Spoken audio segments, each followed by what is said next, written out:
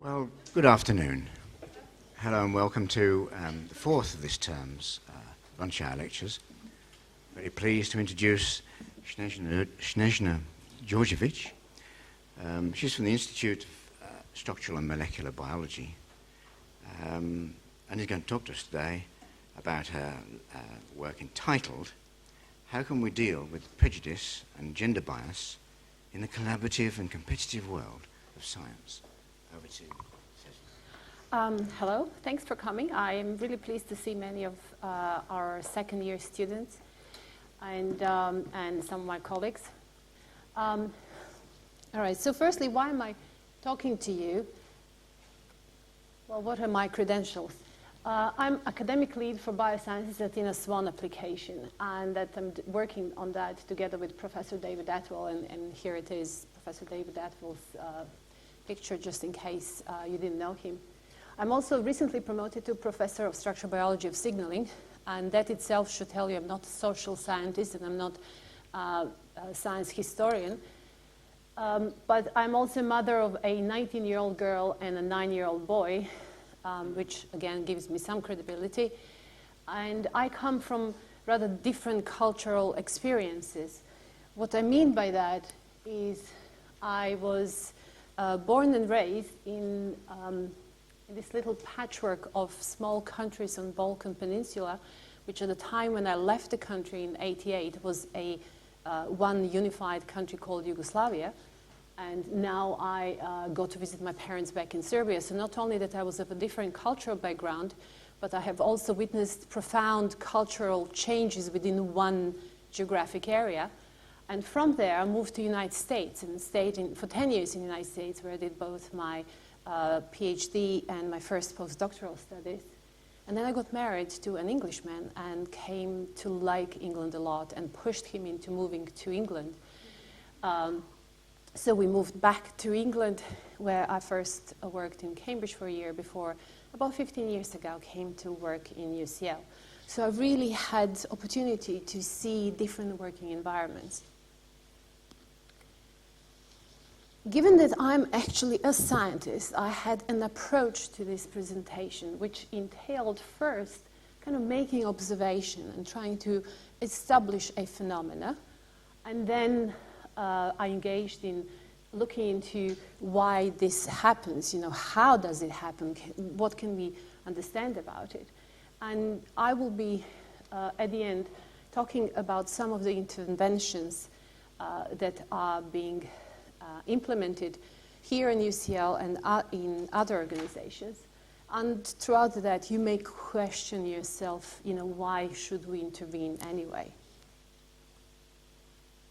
Throughout the talk, I will be using and relying on my personal experiences. I will be using Athena SWAN data and other data. Specifically, I will be relying on some information from Higher Education Statistical Office, Equality Challenge Unit, and some published work. I will relate to your experiences and opinions of other relevant figures, and again, perhaps put forward some of my own observations. I mentioned Athena SWAN twice already, so I really need to introduce you to it a bit more seriously. What is Athena SWAN? Athena SWAN is a charter that has been developed to both encourage and recognize commitment to advancing women's career in science, technology, maths, and medicine. And effectively, many of UK institutions are engaged in kind of signing up for Athena SWAN Charter and creating various applications that would earn them badges, okay? And you can earn bronze, silver, or gold badge. And UCL currently holds bronze award and is applying for silver in April 2015. That's UCL as a whole. However, individual departments, individual divisions, and individual units can apply for their own awards. And we need to understand each other. Again, if we were to write about some scientific project, as many of you are scientists and you would agree, we would first need to establish some terminology, and therefore let's just look what these different words mean. what is prejudice? So what do you imagine a prejudice is? It's an unfair feeling of dislike towards a person or a group, and this would be because of their race or sex or religion or their sexual preference and so on. And it will be an adverse opinion that would somehow hinder the relationship between you. When we talk about sexism, then that refers to this prejudice with relation to sex. And especially, more conventionally, this refers to discrimination against women. But it is also behavior and conditions or attitudes that foster these stereotypes of social roles based on biological sex. And conventionally, as I said, this refers only to women, but you can imagine and you can agree that you can see how this could happen for other sexes as well. And sexism is an interesting thing because it is easy to understand hostile sexism, right? One that is negative, where women are considered to be incompetent, inferior, too emotional, sexually manipulative, so all of these negative attributes. Now, I would argue that in your environment, most of the time, you will rarely, if ever, come across this kind of hostile, negative sexism which is open and publicly displayed. But what you will more frequently encounter, and what I would say females around the world more frequently encounter, is this benevolent or a sexism of a kind which is apparently positive.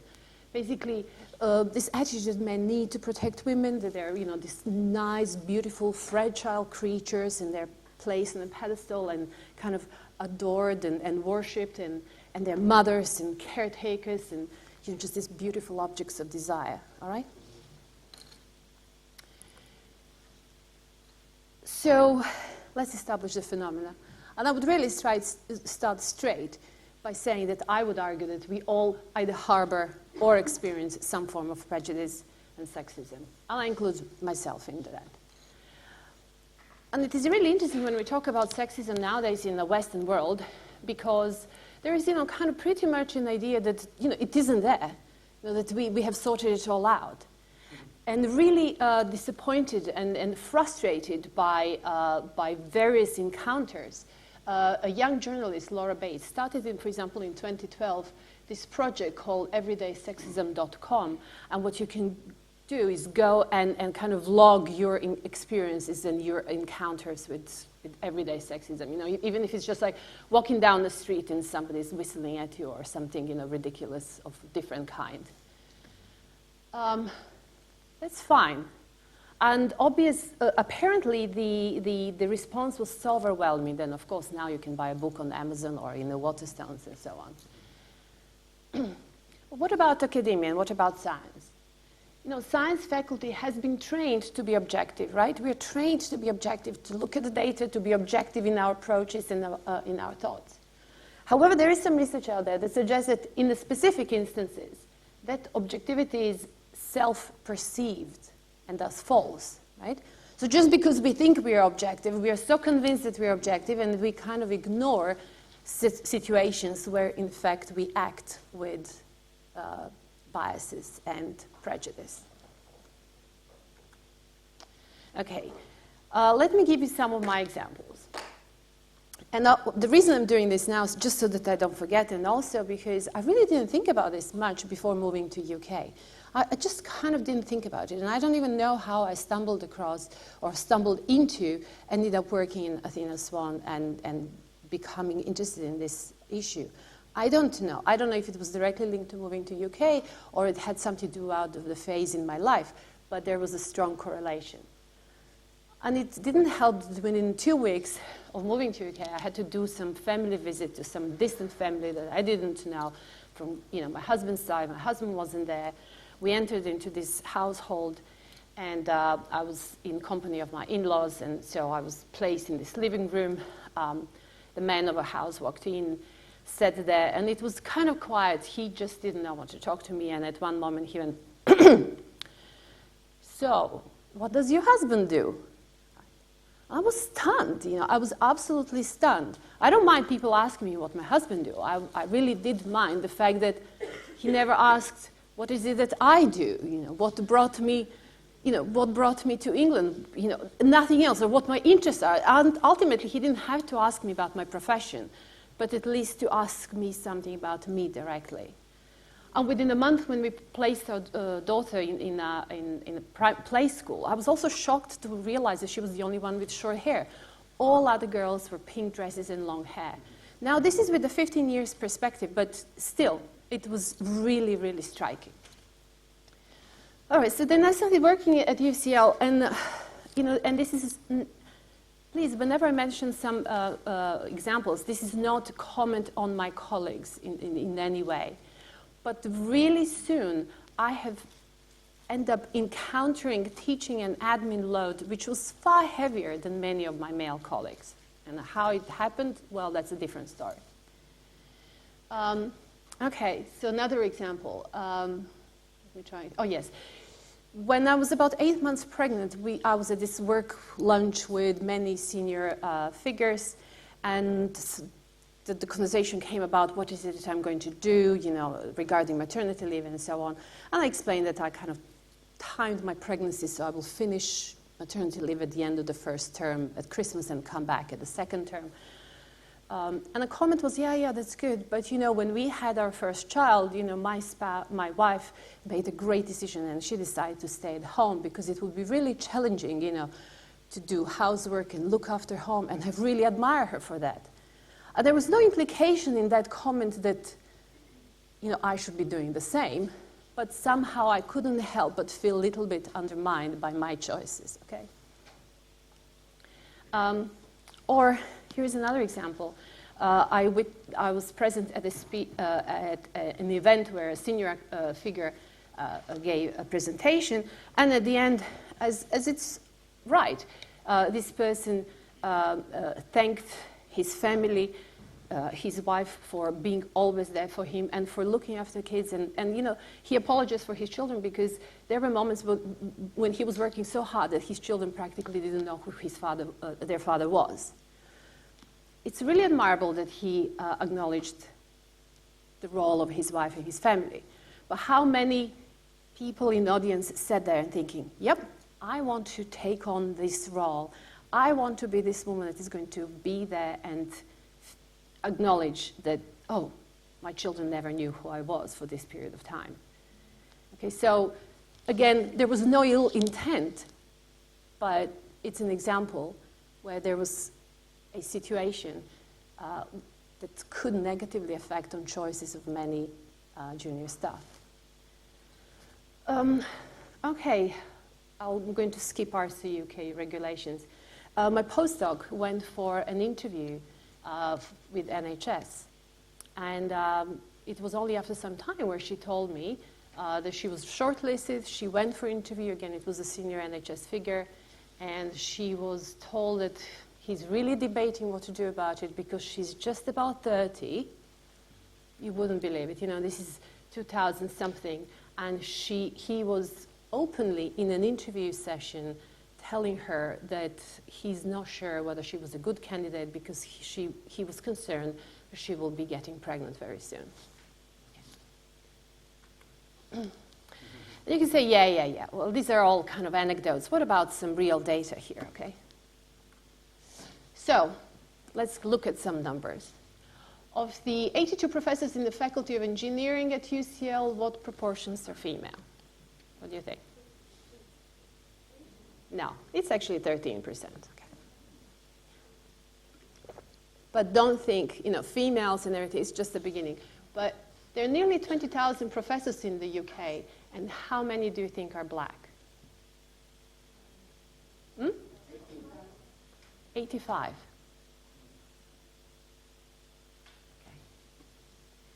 So these are real numbers.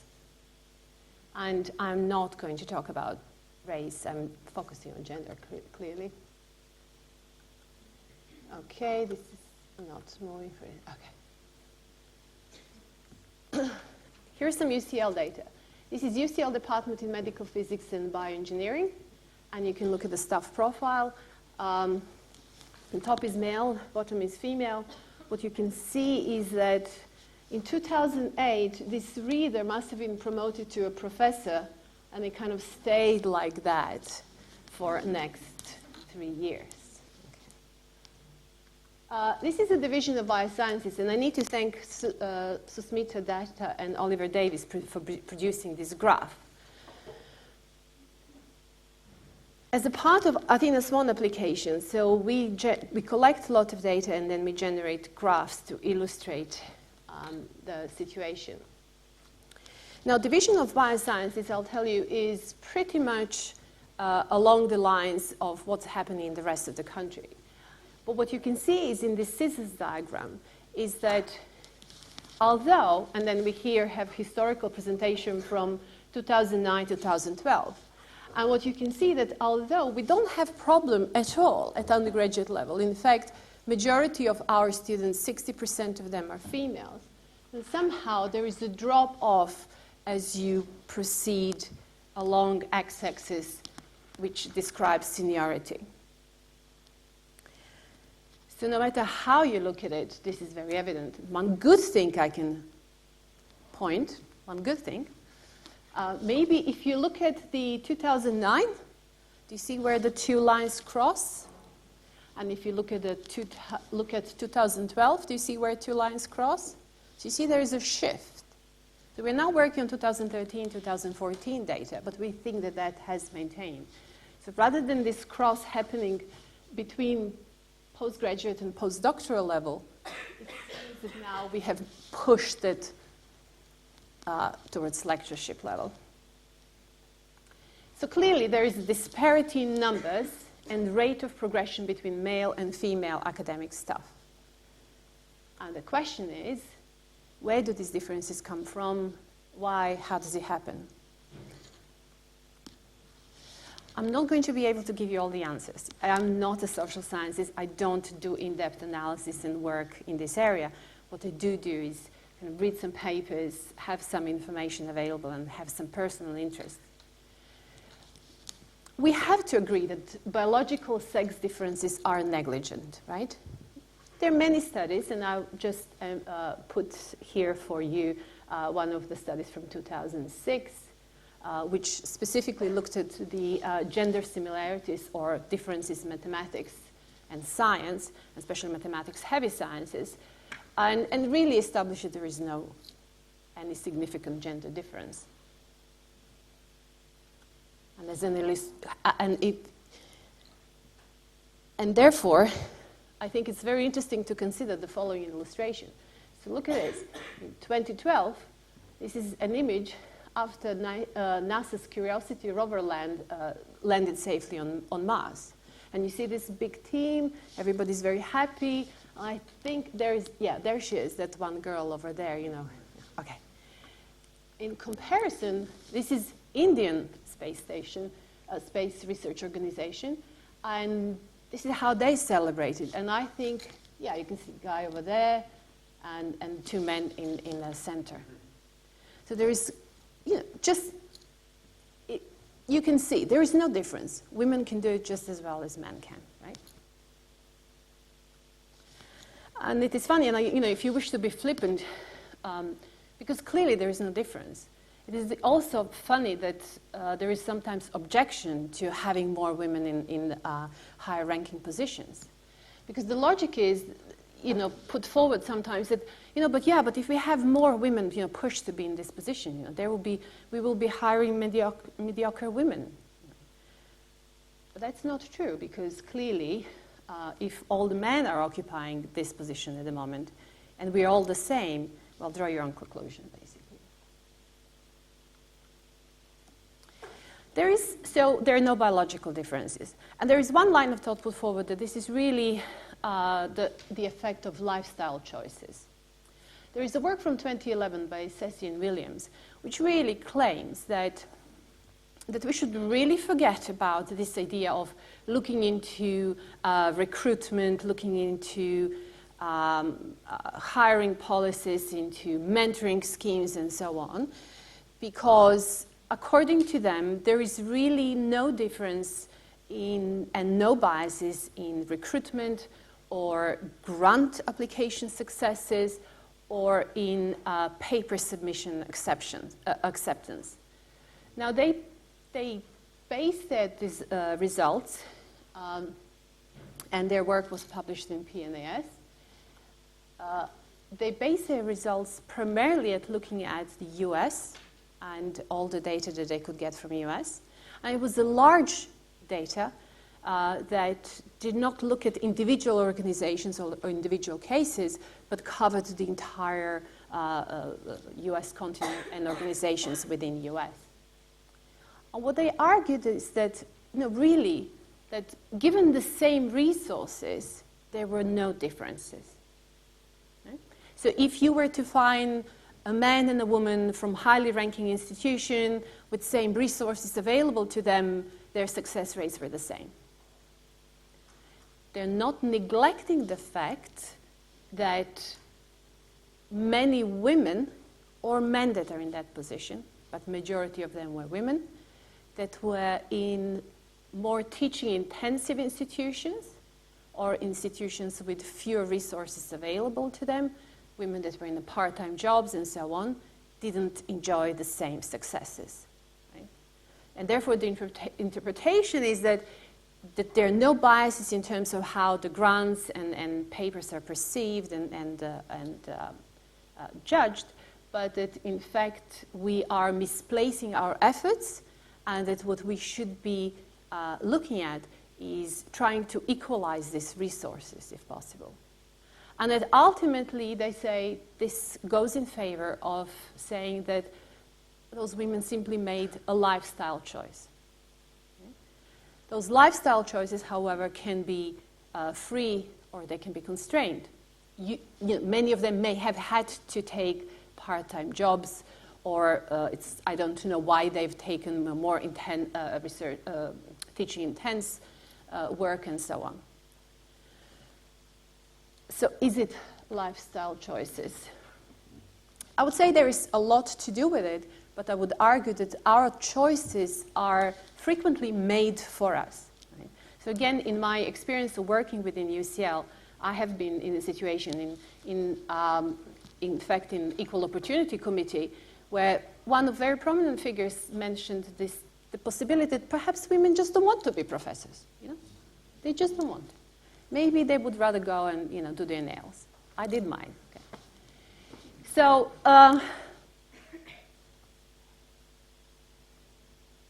But our choices, we were not born with our choices. That's my point. You don't wake up as a baby and say, I'm going to be a professor, or I'm going to be a drug dealer. So it doesn't work that way, right? We are brought to a situation to make those choices, and how we make them and why we make them it's a separate issue. And speaking of choices, I'm also affiliated with the University of Novi Sad. And this is an image from a Department of Biochemistry and Natural Products that I am to work with for a week this summer. And as you can see, out of 21 members of academic staff, 3 are men. So completely different picture to what we have here at UCL or in the UK. And this is not because Serbia is, so wonderfully progressive and, not a patriarchal environment. This has much more to do with economic environment, and I can't go into that. But I'm just simply giving you as an example of different life choices that have been made. And how do we make these choices? I think if you're in a situation where you're constrained to making the choice, you need to accept that that's what it is, and that you have to find your own balance. People a lot of times say, well, I want to have a life, whatever that means. And that you really need to recognize if there is some having life, what you consider to be, and a career, that you need to make the right balance between that, in that. And that your balance may be different to that of your colleagues, and that's perfectly all right. Or you may take a different attitude, and here I'm to quote a work of Professor Thomas Chamorro-Premožić from UCL, who's the professor in business psychology, where he says, forget about this stupid work-life balance. There is no such a thing as a work-life balance. There is only work. Effectively, work is just like a relationship, and spending 1 week on a job you hate is dreadful, but spending a week with a person you don't, as the equivalent of spending a week with a person that you don't like. But when you find the right job or the right person, no time is enough. And I think that's a fair point, but you have to be in that job. So I don't think it can be universally applied for all professions. But I would also like to quote other examples. So there is Professor Melissa Terrace, and she's director of UCL Center for Digital Humanities, and she writes a really nice blog. And she has 3 small children, so she wrote a blog on I'm Not a Superwoman, you know. So she kind of explained her life situation and her life choices, and you can read for yourself. But again, she basically says that she doesn't mention work-life balance because she doesn't believe in it, because for her, work and life, that's all together. She loves her family, she loves her job, and this is how she does it. We also need to have some historical perspective when considering our life choices and is it restrained or not. I mean, think about it. What life choices did Dorothy Hodgkin and Rosalind Franklin have? Certainly very different to one of scientists in US or UK now. Or remember, UCL staff common rooms were desegregated in 1969. Until that point, they were segregated, right? And it took 3 attempts to vote to merge them and to join them into staff common room, which is now Houseman room. Many things have changed, even the last 15 years that I was at UCL. UCL cover for maternity leave changed. It changed also with respect that UCL took on initiative to cover in situations where the grant funding, if it's from the outside sources, which doesn't cover for maternity leave, UCL accepted that they will put on the bill. UCL has very generous, a little bit more recent, but nevertheless has generous paternity leave policy. And there, on the top of that, I would say very noticeable changes in departmental culture, where, at least in our department, you know, with the more junior staff, even though they're primarily male, it's a very, very different departmental culture. Unfortunately, not all of the changes are good, so I just give you another example. So look at this. This is a advertisement for Lego in 1980. This is today. Okay. I don't know why it had to go in that direction. All right. Okay. How about doing some experiments? If we are not sure what happens, can we do some experiments? Can people do some experiments? And I'm just going to show you an examples which would suggest that there is still gender bias in academia. And the very famous by now work came in 2012, again published in PNS, commented in Guardian, but work by Moss Rakusin, which looked at a very specific scenario. So what they did, they created a single CV, okay, of some kind of science student graduate, and then they made 127 copies. They found 127 academics that were willing to participate throughout the US, and they made sure that 63 were given male name, they were John, and 64 were Jennifer. Okay? Everything else was the same. And then they gave that to these 127 academics and said, all right, which one would you rank higher? Which one you think is much more hireable? And you know, if you were to hire them, which salary would you give them from this range? And selectors were both men and women, and they repeatedly and very consistently offered job to males, and they offered them higher starting salary. Okay? So there was a significant preference to male candidate, and when they have chosen male candidate, they gave him higher salary. And crucially, the gender of the selector did not affect responses. So whether you were a man or a woman, you judged them the same. And then there was also a recent paper in 2014 where what they did, they took a massive amount of publications, 25,000 publications, and then they used this data and generated an algorithm for predicting whether whether somebody was to become a PI or not. I should put that in a context that only 6% of graduates does become PI.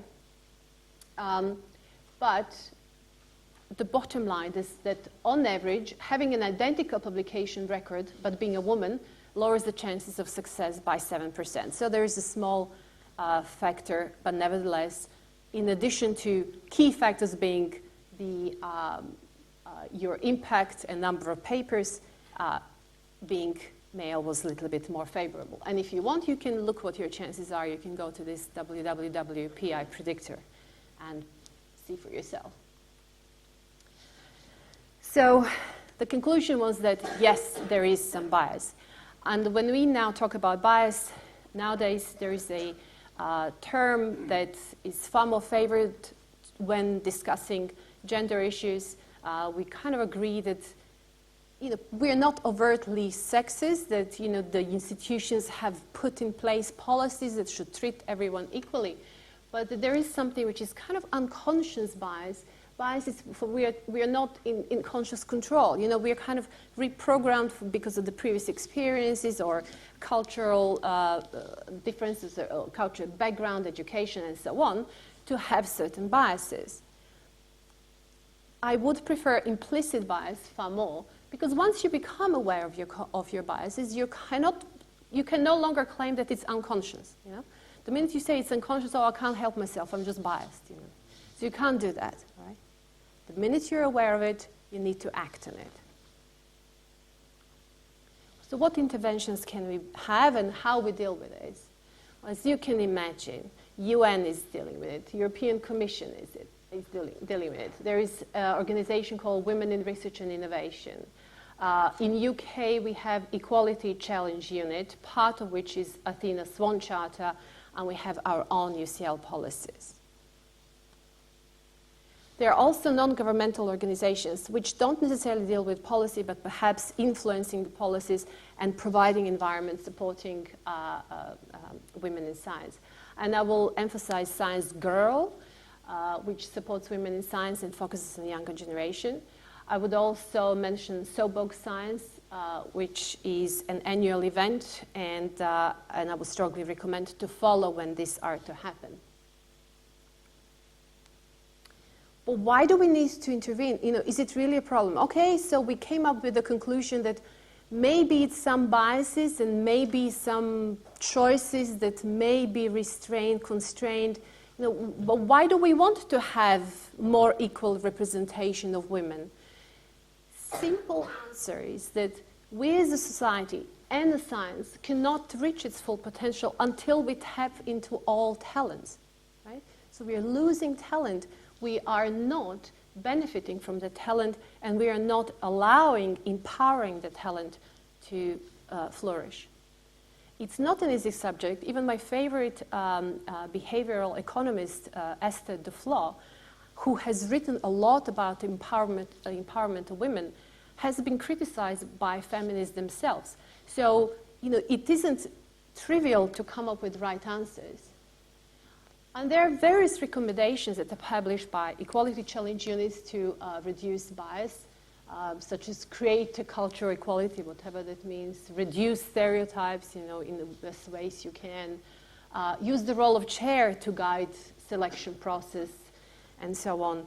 I would argue that having a strong chair, having a strong leader, having role models is really, really important. And that is perhaps stressed also by this recent WISE report written by Professor Avril McDonald, who is well known as physicist that transferred to education. And she concluded that despite of this effort to recruit women to engineering, we have failed simply because we misplaced our efforts. In her analysis, she feels that too much focus was placed on explaining the job rather than explaining or projecting a type of person that could do that job. So again, the situation was that many girls did not see themselves doing the job. They couldn't identify with being in that environment. UCL policies, go to equalities, go to gender equalities, and look all of the various UCL policies that we have. And there are many, many helpful suggestions, many helpful training sessions that you can attend.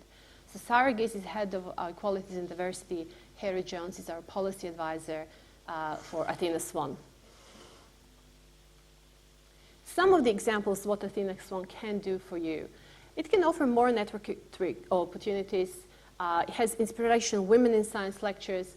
It creates mentoring schemes, which we think is really important. It creates early career events, a series of lectures. It influences the further policy development. But we also have a great deal of personal responsibility, and one should not forget about it. Firstly, you have to face your own prejudices and biases. Okay? And remember that just because you're female, remember that report? Females were just as biased as men were. So it doesn't absolve you of being biased. But also don't exploit those biases when it suits you, all right? Challenge your choices, educate your children, challenge the views and behavior of your colleagues. Do not automatically assume that there was an ill intent if your colleague was to comment in a way that you feel was perhaps not right or inappropriate. And if you are really curious how biased you are, you can go to another website. And there is a site which is called Project Implicit. So this is a group of scientists in the US, again, created this site where you can go and test yourself for all these different categories. I did test myself for sexuality, yes. So I think, oh no, I'm not, no, I tested myself for gender. I confuse gender with sex sometimes, so sorry about that. But it's fun, and it's informative. Okay.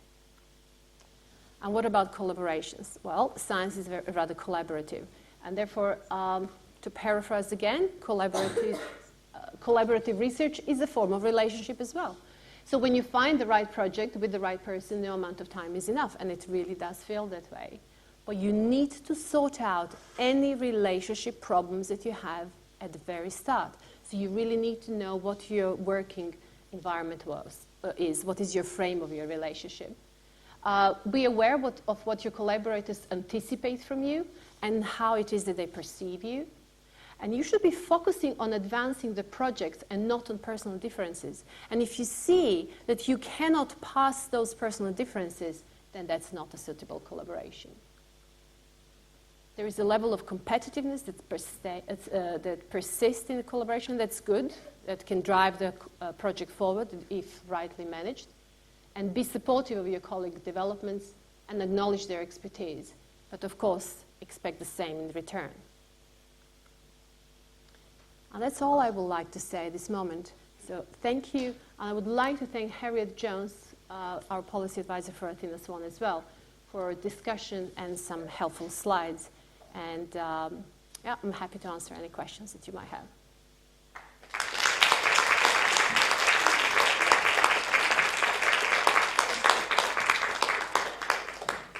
Well, thank you very much, Snezana. What a pity that we only have very short... pity on the one thing that there are so few males here. And the other is that we've got such short time for questions. Perhaps we can fit one question in. Can I take that? That's the first hand I saw. Yes, that gentleman there. Can you just wait for the mic? Hello. I thought that was very interesting, and I'm all for equal opportunities for men and women. I was very interested in the slide where you showed that there was Athena SWAN interventions for workshops and networks and for mentoring for helping career development. Yes, the slide here. Now, these are available to help women's careers. Are these interventions available to men? Okay, yes. So you posed the very right question. So I have always argued, and in general we do argue, that if you were to address any problems that women will have, that in fact you will create a working environment that would equally be supportive of men. So yes, I would say Athena SWAN per se, at the moment, prefers to see actions that are addressing women questions at the moment right now, because that is where the problem lies, so that we can push forward more women's progress. But that doesn't mean that that automatically disadvantages men. And any man is equally welcome to participate in any of the events. Mentoring schemes that we have are open to all staff and everything. Yeah. They're open to men and women? Yes. It was my understanding that they were Yes. only open to women. Mentoring schemes are not. They're open Okay. to men. So the and women. workshops and some of the other things aren't available to men? Some of them are at the moment developed for women because we need to target that stuff, that female academic stuff, in order to bring them forward, to try to speed, promote the rate of, and to reduce the disparity. What we also have to recognize is that, what happens is that, every year you have, say 2 senior lecturers promoted to professor, to reader, and then 2 readers promoted to professor, and so there is a very little, we almost acquired some kind of steady state equilibrium. So there is very little change over the last 5, 6, 7 years. So if we were to maintain the level of support as it is very unlikely that we will ensure that we can pull into talented women. Do you think more men would support Athena SWAN and legislation of that kind if these initiatives were available to men too? I would say that it's not that they are not available to men, and it's many questions, but I can just answer this way. Okay. That was my questions and male bias. Can I just say a little tiny? Yes. And I can answer to you later again. I'll Yes. just allow this because I'll be accused of gender bias if I don't, but we really must hurry. So one final question. Just a quick thing, more for the ladies' bias. At last there's a woman bishop. At last there's a woman bishop, and isn't it interesting that Philip North has... next week, he's going to be made a bishop. He happens to be the vicar of my parish, and he's refusing to have the Bishop of York's hands on him because it's contaminated. So even these stretches forward. So I just want you to hold that in your head. And when I did my law degree here, my first of many degrees, there were only 6 female law students in my year. And when I got into the Attorney General's chambers as a pupil, they wouldn't have me as a tenant, as they wouldn't have had Margaret Thatcher before, because she was in 5 Kings Bench Walk as well, because the excuse was there were no women's lavatories. So, I mean, it's changed a bit, and I do envy you being young and beautiful, because I'm fed up with being old.